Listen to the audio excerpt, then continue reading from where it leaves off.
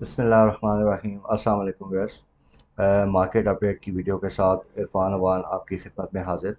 तो हमारे पास क्लाइंट्स की काफ़ी क्यूरीज आ रही थी कि ये जो अभी मार्केट में हम रिसेंट वॉलेटिलिटी देख रहे हैं डिस्पाइट द न्यूज़ कि हमारा जो फैटफ से है उसमें काफ़ी एक अच्छी खबर आई है और उसमें हम जो है ग्रे लिस्ट से निकलने जा रहे हैं।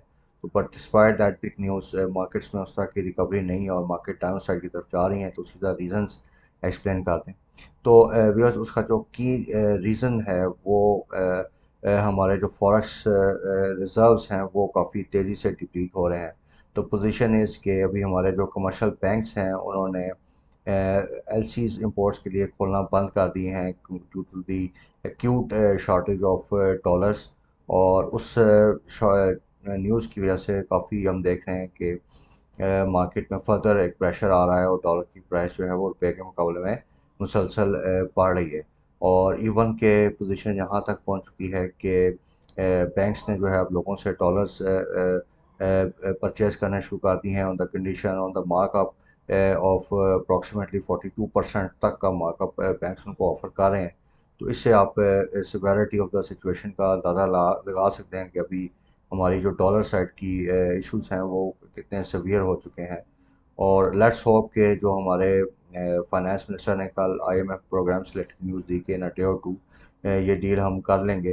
तो उसमें अगर ये डील मटेरियलाइज हो जाती है तो इट्स जहाँ से मार्केट थोड़ा सा स्टेबलाइज हो जाएंगी व्यूअर्स। अदरवाइज यहाँ से अगर एक दो हफ्ते का फर्दर डिले आ गया तो जिस तरह के डॉलर जो है वो मुसलसल गेन कर रहा है 1 रुपये से 2 रुपये on an average basis daily average पे। तो ये तो पोजीशन जो है आपकी काफ़ी आगे ख़राब हो सकती है और उसका एक नेगेटिव इम्पैक्ट आ सकता है। तो फॉर द टाइम बिंग अभी आप थोड़ा वेट एंड सी की अप्रोच अपनाइए, स्टे कैश फ्री।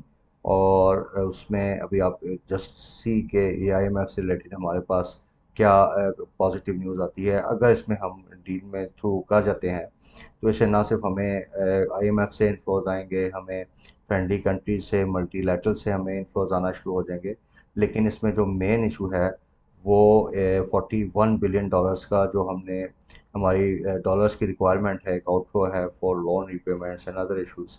तो वो उसका एक रोल ओवर हो जाएगा और उस रोल ओवर के होने से हमारे फॉरेक्स रिजर्व्स पे जो प्रेशर्स हैं वो काफ़ी हद तक कम होके चीज़ें स्टेबलाइज होनी शुरू हो जाएंगी। लेकिन अगर इसमें डिलेज आते हैं तो बड़ा एक कैटास्ट्रॉफिक किस्म का इम्पैक्ट हमारी इकोनॉमी पे आ सकता है। तो that is why we advise our investors के भी थोड़ा सा कैश फ्री रहिए और लेट्स वेट एंड सी कि अभी आईएमएफ के फ्रंट से जो न्यूज़ आती है उसको थोड़ा सा उसका वेट कर लें।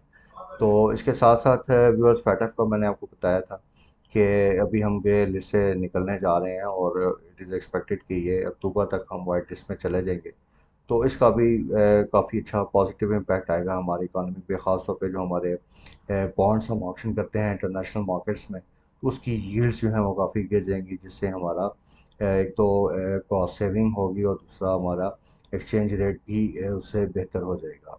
तो व्यूअर्स इसके साथ साथ मैं सर्टन सेक्टर्स से रिलेटेड आपसे न्यूज़ शेयर करना चाहूँगा जिसमें सबसे पहले बैंकिंग स्टॉक्स हैं। तो बैंकिंग स्टॉक्स की न्यूज़ ये है कि अभी जो रिसेंट गवर्नमेंट ने टैक्सेस उन पे इंक्रीज़ किए हैं और उनका इफेक्टिव टैक्स रेट जो है वो 39% से इंक्रीज़ होकर अप टू 57% तक इंक्रीज़ हुआ है इन सर्टन केसेस। तो उसका एक इम्पैक्ट ये आ रहा है कि कुछ प्रायर ईयर यानी 2022 का जो साल था अभी ये इसकी भी कुछ टैक्सेशन का impact as a result of this new regulations bank को बुक करना पड़ेगा। तो जिसकी वजह से ये जो अभी जून के रिजल्ट्स आएंगे ये मोस्ट ऑफ द बैंक्स के लिए काफ़ी इसमें एक नेगेटिव इम्पैक्ट आएगा बैंक के लिए और वी डो नॉट एक्सपेक्ट कि इनकी कोई खास अर्निंग्स रिपोर्ट्स होंगी। इसलिए जो बैंकिंग स्टॉक्स हैं वो अंडर प्रेशर हैं। और नो डाउट एक बात चाह रही है कि जी काफ़ी अट्रैक्टिव वैल्यूएशंस पे हैं, बट वी बिलीव कि अगर थोड़ा सा यहाँ से मार्केट्स बेहतर होती भी हैं तो ये स्टॉक्स मार्केट के साथ उस तरह चलेंगे नहीं। Therefore our recommendation is to आप इस जो है बैंकिंग सेक्टर से फॉर द टाइम अपने स्टॉक्स को ऑयल सेक्टर, टेक्नोलॉजी सेक्टर्स में कन्वर्ट कर लीजिए। इसी तरह हमारे पास एक अपडेट है with regard to steel sector. अब स्टील में जो स्क्रैप की प्राइसेस हैं वो तकरीबन $700 से कम होके $380 पे आ चुकी हैं। अब it is a very positive news for the steel sector. इससे इनकी जो प्रोडक्शन कॉस्ट जो है वो काफ़ी कम हो जाएगी, क्योंकि इनको एक सस्ता रॉ मटेरियल मिलेगा। लेकिन अब डॉलर क्योंकि रुपए के मुकाबले में गेन करता जा रहा है, तो वो थोड़ा सा इस इम्पैक्ट को ऑफसेट करेगा, बट अल्टीमेटली इसका एक फ़ायदा स्टील सेक्टर को हो रहा है। तो इस पे भी थोड़ा सा नज़र रखिए, और जैसे ही हालात थोड़े से IMF साइड से पॉजिटिव न्यूज़ आए, तो we may invest in steel sector companies. इसके साथ साथ व्यूअर्स, एक अपडेट है रिगार्डिंग DGKC। अच्छा, अब DGKC का ये इशू है कि आजकल एक न्यूज़ चल रही है कि इसने तकरीबन 50,000 टन जो है उसकी एक्सपोर्ट्स की हैं टू द US। तो ये तकरीबन अगर आप इसका साल का हिसाब लगाएं, तो ये तकरीबन 6 लाख टन तक की बात जाती है। और इसमें we see an impact of maximum जो इम्पैक्ट आएगा इसकी अर्निंग्स पे, वो तकरीबन ₹1.5 पर शेयर का है। तो इतना कोई ख़ास इम्पैक्ट इसकी अर्निंग्स पे इसका नहीं है। तो इस वजह से काफ़ी लोगों की क्यूरीज आ रही थी कि जी ये जो एक्सपोर्ट्स हो रही हैं इससे DG बहुत बढ़ जाएगा, ये वो। इसमें इसकी अर्निंग्स पे मैं आपको थोड़ा सा गाइड करता चलूँ कि एज सच मेजर इम्पैक्ट नहीं है।